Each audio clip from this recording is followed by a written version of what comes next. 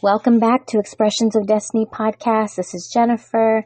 Happy Teachable Tuesday. We are going to be talking about business, and I have a topic for you that is one of the harder ones to tackle when it comes to business, and it is employee retention.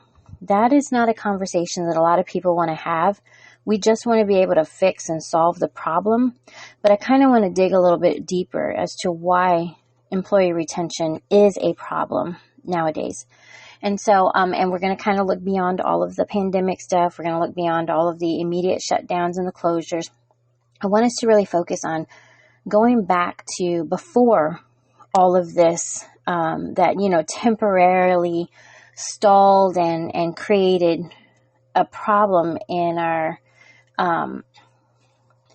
economic system or a problem in our jobs. I want us to think back just to on a normal day in a normal time with no other issues or problems, no other concerns, that are kind of out of the ordinary. Let's look at just a regular work day, a regular business, a regular company, in a regular time in a regular world, if I can put it any more plain. And I want to discuss the reason why we have this retention issue. Many companies and business owners, when they experience an employee retention issue, they tend to want to try to fix the problem. And that's okay. We all want to fix things, right? We all want to be able to put it back together or kind of solve this issue. But we go about it the wrong way. And so let me just give you the breakdown of that. Is that with employee retention, we want to immediately think of or create employee retention strategies. We want to figure out how it is that we need to retain these people, how we need to retain our team. We don't want them to keep walking out the door. We don't want to have to keep rehiring people. We don't want to have to fill a position. There's so much work to be done. We don't want to have to stress over anything else. We have enough on our plate as it is, just running the business. And so we immediately start to think about those strategies. How can I keep them? Right? What kind of program can we implement? What kind of incentives can we give them? But we don't get down to the root. And the root is, why do you have an employee retention problem? Why is it that people keep walking out the door? Why is it that they seem so dissatisfied or so just done with what it is they were doing there that they're willing to just walk out and go find something else? And why is it that we find ourselves in a position of having to very quickly, and I mean like almost instantly, replace that person because we need the help. We sincerely need the help, and our help just walked out the door. So today, let's focus on the actual challenges. Let's talk about the things that cause these employees to walk away, and then we'll go into the strategies. Because we're not going to do this backwards. We're not going to live in a backwards world of I just want to fix the problem, give me the solution, and I'm good with that. Because it's only going to continue to cycle back around through that same issue and that same problem. So let's get to the root of this. Some of the employee retention challenges that you may be experiencing, I want you to really think hard about your own companies. Think about what you have experienced with your own employees. Or maybe even heard someone else that you are in relationship with that of another company that has shared or expressed these frustrations and challenges with you. Really think about it, and don't let this just roll over our head today. Because and I'm going to get in teaching mode here because I am very passionate about making sure that people are in the position where they need to be. And as employers, we can't be a person who is going to place anybody anywhere at any time and expect them to give us the best of what they have if they are not in the right place at the right time, if they are not the right person for that position. And so we're going to dig a little deep here. So some of these issues that you may be experiencing is, first of all, you have a dissatisfaction of salary. That's a given. A lot of times some people don't really know their worth. Some people absolutely know their worth. And so either way, as individuals, as human beings, we fall into this category of, I wish I was getting paid more. I wish I could have, a little extra here and there. I feel like I'm working my butt off and I'm not getting what is owed to me. And it's not that they're dissatisfied with the salary, but there's a lot of other, or it's not that they're only dissatisfied with their salary, but there's a lot of things that come up with that cause them to be dissatisfied about their salary, if that makes sense. So they wish they could get paid more, but why is that? Because of maybe the level of work or the expectations that are placed on them cause them to think, wait a minute, I have worked so hard for this and I'm only getting this. That's what creates the dissatisfaction of salary. And we can't just fix that by increasing a person's salary instantly when they ask for it, because there needs to be an understanding of the expectations on them and how they are earning that salary. Have they earned that increase? And so it goes both ways, on both on the employer side and on the employee side. And so right now, what we are experiencing, and I told you kind of think of back when we didn't have all these other, world issues that are going on right now. But one way that kind of solved part of that problem was that there was more that was added to, let's say, an incentive of that salary. And so a lot of people right now in this time are now able to work from home. Many of them are starting to go back to the office, but they had that opportunity to be in a position where they were a little more comfortable, a little more free, and still able to get their job done. But it helped them with the other struggles that they were going through regarding maybe their children being in school, not being in school. If someone was sick in their family, their household, they were able to be there in the present, in that place with them while they were still getting their job done. And so that kind of helped to ease a little bit of that. But now we're seeing that as employees are being asked to come back to work, they're entering into that frustration all over again. I don't really want to be here. I wish I could still stay at home. I don't understand why they're making us do this. I was working just fine at home, and they should just make this a rule, or a solution that we can just stay at home and work from home. Well, that's not going to work in every case. And so here comes this dissatisfaction again entering in, and it may not be necessarily attached to the salary, but it will get there. That dissatisfaction will begin to creep into every other area of their position at that place of employment. Another issue would be maybe that they're just seeing that there's a lot more opportunities, or they're feeling like there are a lot more opportunities out there in the market. And so they're walking around day after day within your company thinking, I could be doing something so much better. I wish I were able to do this. I wish I could just walk out today and go over to such and such, business or company, organization, and really do something that I love. And so they're standing there thinking, I don't even want to be here in the first place. But why is that? Are they doing something that they have been purposed in their life to do? Is it their passion? Is it what they love to do? Or was it just a job?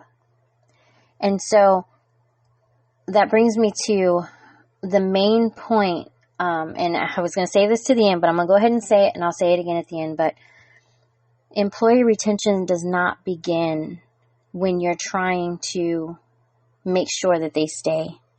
Employee retention begins when you're hiring them. We're going to get into that point just right after this, but I just had to say that to get it off of me. It begins when you are hiring them. The retention of that employee begins during the hiring process. So going back to the thought of better job opportunities that might be out there for them, we have to really stop and think, why is it that they feel that someplace else or another location would be a better opportunity for them than where they're at now? Do they even want to be here? Is this something that they even love to do? Are they enjoying themselves? Work is work, but work doesn't have to be work, if you can understand what I'm saying right now. So do they enjoy themselves while doing that job? And that might be hard to really understand for some people, but there are people who will go out and work in the heat all day long, roping cattle and picking up, horse poop, and they might be working in the construction field, and they're out there, on the roads and the streets all day long. And some of them really, truly love what they do. They may be exhausted, but they feel a sense of purpose. And then you have those that are just like, I can't do this anymore. So where is that employee at in their mindset and in their heart? Do we ever take the time to find out what they're thinking, what their focus is, and why they even came to us in the first place? That's going to lead right into our next point, which is hiring the wrong candidates. If you sat down with an employee, and I know we've talked about this, in the hiring process, and asking the questions and really digging deep with them. If you sat down and took a moment to find out who they were, where they came from, what they expect out of this position, why are they even here? What led you to my business? What is it that you see yourself doing here within our company? And then further it, what is it that you see yourself doing at a point when you know it's time to leave, if you decide to leave? There have been people who have worked for the same company for 20, 30, 40, 50 years, and I applaud them. I do, but my question would be, did you stay because you loved it? Or did you stay because it was a good opportunity, it was good income, and you can't wait to retire? Because you're just about done. You are worn out.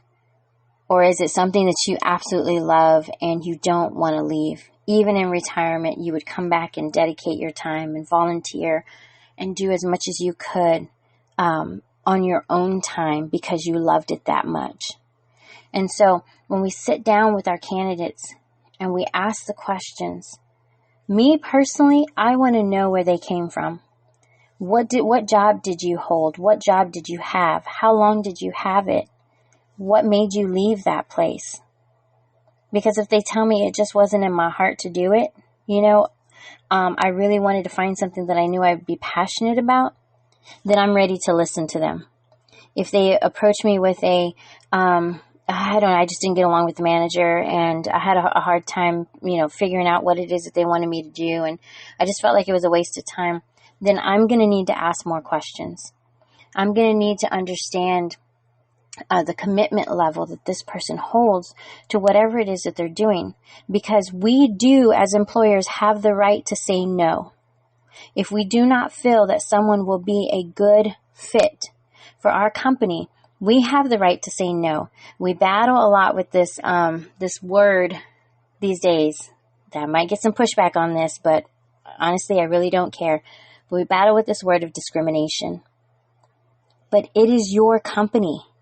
It is your vision. You are building a team. You need to make sure that the right people are in place that are going to help you build on that vision, and that you will be able to help grow because it's something they want to do. They have a passion and a desire for it.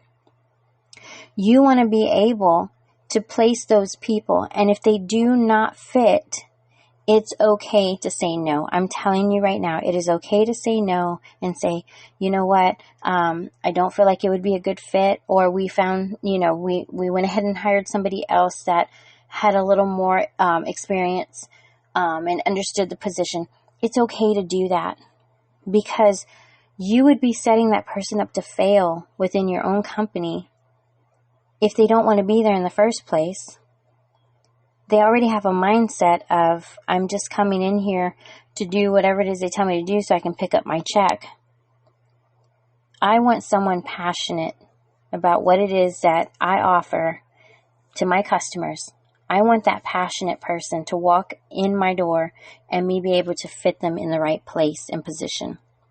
And so this is one of the biggest mistakes that we make, is just hiring people on to fill in for what is missing.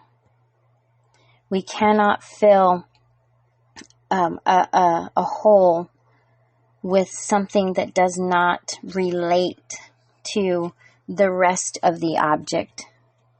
If you can picture that in your mind. If I have a hole in my wall or in my floor or outside in my sidewalk, as great as glue is, then I'm just talking about that Elmer's glue or that school glue or whatever, the wood glue. As great as that glue is, I can fill that hole, and it will fill it for a while, but it will eventually wear off, run away, break down. I can't expect that glue to stay there and do the job that it needs to do. I need to go and get cement, or I need to go and get, whatever putty or filler is needed for the wall in my house. And so we have to find the right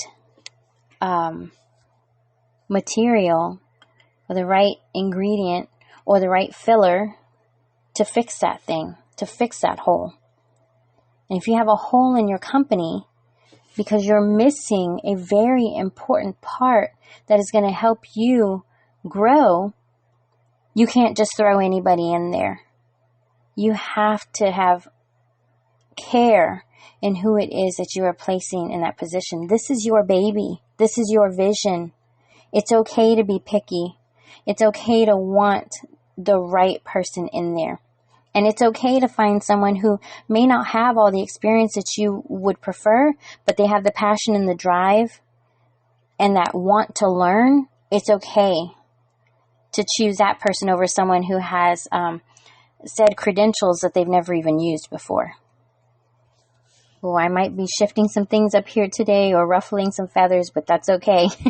This is the way that, we try to help you think outside the box and think of really going down to the root of the problem. As we said at the beginning of this episode, you have to get to the root. You can't just cover it up. You can't just fill it in temporarily. You have to find the problem. The next one is a big one for us. This is a lot of our passion in our training, in our teaching, coaching the employees or really coaching the managers, supervisors, the owners, is a lack of appreciation.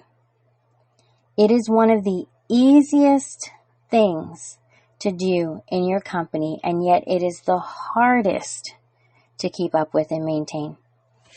Showing appreciation for someone when they have done something for you is so important.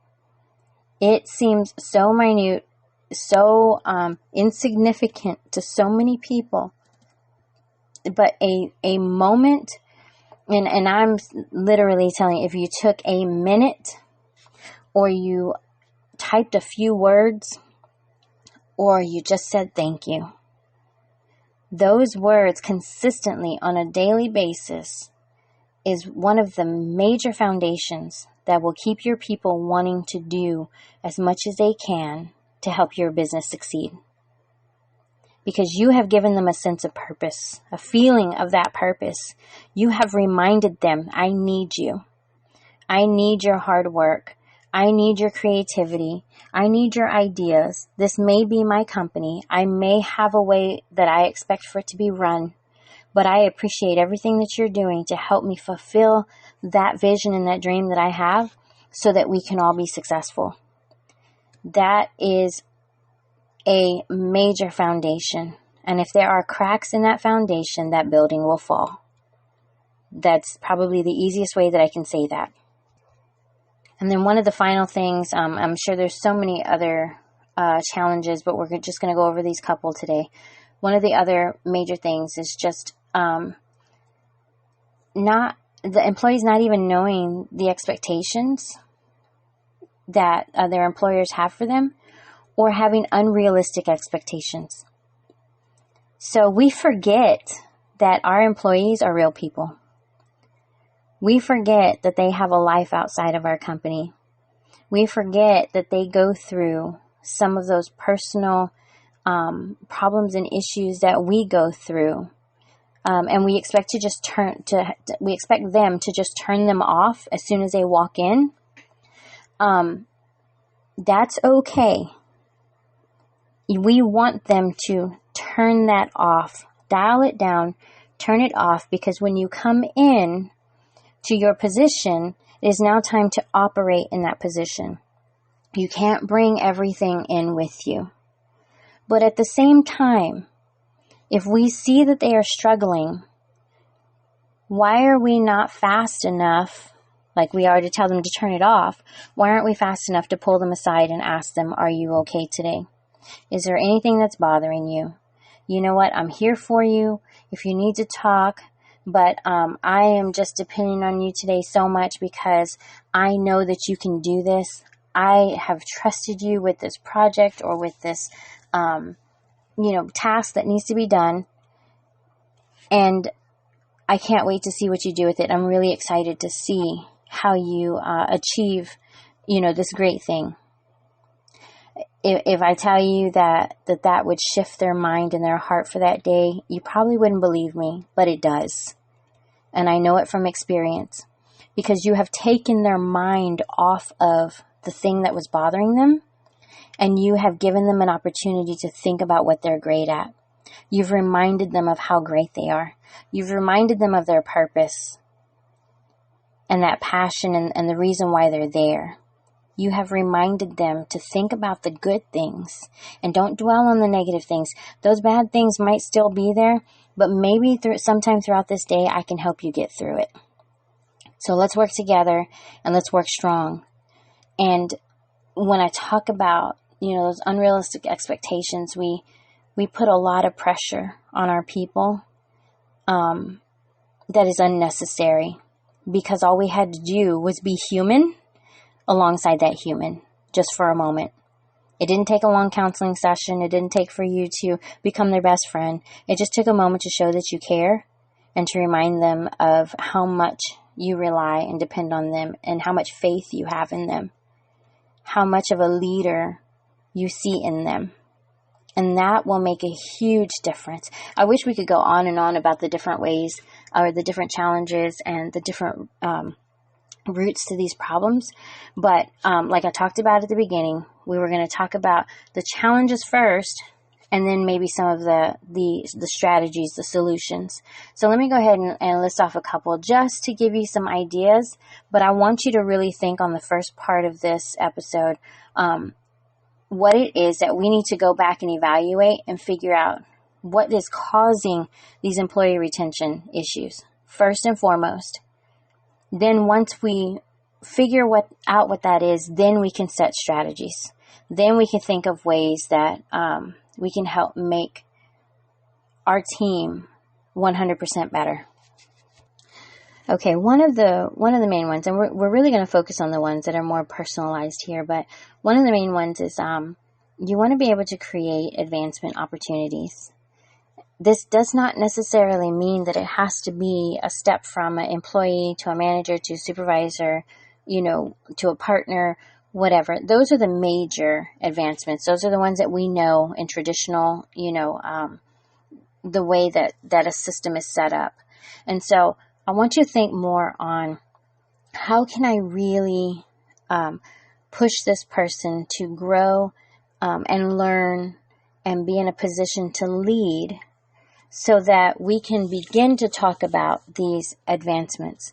So a lot of times what we do is we have an employee, they do their everyday task, their job, whatever, and then we open up hiring that says, we will be hiring for a manager for such and such department. If you're interested, go and apply. But there's really no training in between that. It's just said that if you think you've done a great job, then go ahead and apply for this position. We'll do a separate interview and we'll see who gets that spot. And then it becomes this type of competition. There's no team building. There's no additional training to watch them move up in those levels of understanding and really understanding the position itself. Because what do we want? We want that increase in our pay. And we know that if we move up the ladder, we're going to get a bigger paycheck. That should not be the main focus. It should be, I want to help you grow. I want to watch you grow. And I want to see you move up to that place where I can say, you know what? That person has proven themselves. And so, and they have really added to what it is from where they started. So I would like to promote them. That used to be the old school way of doing things. And we've moved away from that really because we just give any and everybody an opportunity to be in that leadership position, and they may not even know how to lead. I have experienced this before. I won't say where it was, but I was in a position where we received a new manager at one point. The manager had no idea what they were doing. They had been in the company for many years, so I guess that kind of proved themselves. But they had no idea what our department did. And the employees were having to train and teach that particular person how to do their job. And it can be a little frustrating because you feel like, wow, I feel like and I'm not talking about myself only, but several different people that worked with us, feeling like we were running a management position, and the person who was the said manager wasn't understanding anything of what we did. And so it was a little backwards. Well, it was very backwards, a lot backwards. And your employees see that. They see when you place someone in a position that doesn't know how to lead, they don't know how to train, they don't know how to teach, then why are they there? And we have to really evaluate that. We have to make sure that we know that the person who is in that position is going to be able to, number one, either learn very quickly, which was not the case in this particular incident, or they are already prepared and ready to lead because they have an understanding of that department or that position that they're in. And so creating those advancement opportunities does not mean just creating a position. It means training them to that position, preparing them, getting them ready. We tell our children all the time, I'm talking about people in general, not necessarily us, but we tell our children all the time, you got to go through school and finish. You got to graduate high school. After you graduate high school, you want to be that engineer, then you're going to have to go to college and you're going to have to complete 4 years first, and you might have to do a couple of extra years there, and then you might have to do an internship. If we tell our children to do that, to prepare for it, to continue to learn, to further our education, then why don't we do that with our employees within these different companies? Why don't we put them in a position to have to prepare for that new advancement or that new promotion? We just allow them to do a quick interview and we toss them in that position. So there needs to be a shifting in that training and making them feel like they are working for something. They are earning that position. The next one is just make meaningful connections. It's so easy. This goes back to the other point that I shared. It is such an easy thing to do. Connect with your people. Let them know that you know them. Let them know that you care about their life outside of work. Like I said, you don't have to be their best friend. You don't have to go out to dinner with them. You don't have to spend hours with them on the floor. Just let them know that you understand who they are and that you appreciate them for being there. Connect with them. Find something that you have in common with that person to talk about for a quick couple of minutes. And it gives them even more drive and excitement to do their job because they have connected with the person who has hired them. All it says is you care. You sincerely care. We could talk all day on this one, but I'm going to move on for the sake of time. Connect with your people. You have to make a connection. We mentioned this one before, to just recognize and appreciate the hard work that they're doing. Another thing, let me tell you how you can achieve all of these things that I'm talking about as far as appreciating them, appreciating their hard work, connecting with them. I challenge you, if you are a business owner, a CEO, a president, I don't care what position you're in. If you are a supervisor or a manager, anything that is above an employee status, I challenge you, the first 15 minutes of your shift, whether it's first thing in the morning or it's the middle of the day or it's overnight, your first 15 minutes, walk around and talk to your people. It is 15 minutes. It's not going to break your day. It will make your day. 15 minutes to say hello. How are you doing? Thank you for your hard work. I noticed what you did yesterday. I appreciate it so much. Thank you for stepping in on that project. Thank you for your input. I'd really love to hear some more ideas, but let's talk later. Connect with them in just a quick conversation. I spoke about this one time before. I had a manager who, actually it was a store manager, who would walk the floor every morning and just greet everyone. And they took the time, if they saw that you were looking frustrated or off, they took the time to stop and ask if you were okay. I remember them doing that to me one morning. I was exhausted, and I just said, I'm fine. I am so tired. I was up late. The dogs woke me up early this morning.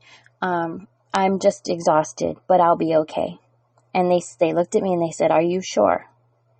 Is there anything else you need to talk about? I said, no, I'm fine. I'll be fine as soon as I get my coffee. But that meant so much that they took the time to stop and make sure that I was okay. And the rest of my day was fine. I was able to do everything and more and give my all because I felt like someone cared. So if you were to dedicate those 15 minutes, this is my challenge to you, 15 minutes every single day to go and connect with your people. And then go and do what you need to do. Because we all have a job. We all have a position. We all have, things that we are scheduled to complete for the day. 15 minutes is not going to mess up that schedule. It will actually make it better. So go and do 15 minutes of your connection every morning. Another one, and a lot of people may not feel they have the time for this. But if you really want to see a change, you'll make time for it. Have mentors and training programs. Have someone available to mentor others. Bring someone in from the outside. Bring in a private consultant, a business consultant, or a coach, as myself, to come in and just mentor the people if you don't have time to do it. There are people out there that have a heart to do that. I love spending time with employees. I love reminding them of who they are and what they are there for. I love helping them find ways to get over the humps of maybe some of their frustrations or things they don't understand. There are people out there like myself who that is what we love to do. It is our purpose. So if you have mentors that come in to help train and to coach your people, or you have your own training programs where you dedicate time, maybe an hour a week, maybe an hour, you can do an hour a week before the store opens on a particular day and make it mandatory to have them come in, paid time, so that you can have that separate time with them, or if you need someone else to come in and train them, but they have that time away from the customers to really ask their questions and to focus on things that maybe they haven't been able to figure out. It is so valuable. Because a lot of times employees feel like they're just being thrown into the fire and made to just figure it out on their own, not knowing that they should be able to come to you for that help and for that reinforcement. There are many more other strategies, and maybe we'll have to go over a part 2, but just continue to connect with your people. That's really what it comes down to.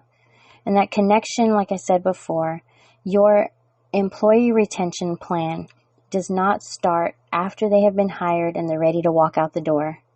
Your retention plan should start the moment that you are sitting at that table determining whether they are going to be a part of your team or not.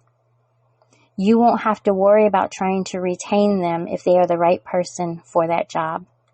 You won't have to worry about people walking out because they find no connection with your company after they've been there for 3 months and you've taken time to train them and you've put all these resources into them. You wouldn't have that retention problem if you hired the right people at the right time knowing that they themselves knew that they were supposed to be there. And it's okay to ask those questions. It's okay to say no.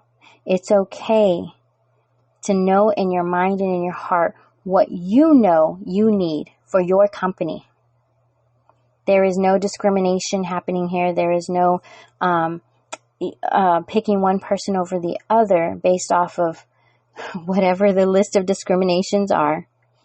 But it is just looking at that person and listening to them, hearing who they are, and seeing if they connect to your vision. So that is it for me today, you guys. We may have to do a part 2 on this. Retention is, like I said, is such a big subject. A lot of people try to ignore and avoid until they have many team members walking out the door, and then they see it as a problem. Find the problem at the beginning. Find the roots of that problem, and then make a way to solve it before you have to start coming up with strategies to try to keep your people. Then you're just pleading with them. You're begging them to stay with you. We don't want to have to do that. We want team members that are going to love being a part of what it is that we do. So I hope you got something out of this. Drop me some comments and some questions. Just send me your thoughts, because I really want to hear the discussion on this, and we can continue it in another part at another time. So have a wonderful day. Happy Tuesday again, Teachable Tuesday, and I will talk to you later. God bless.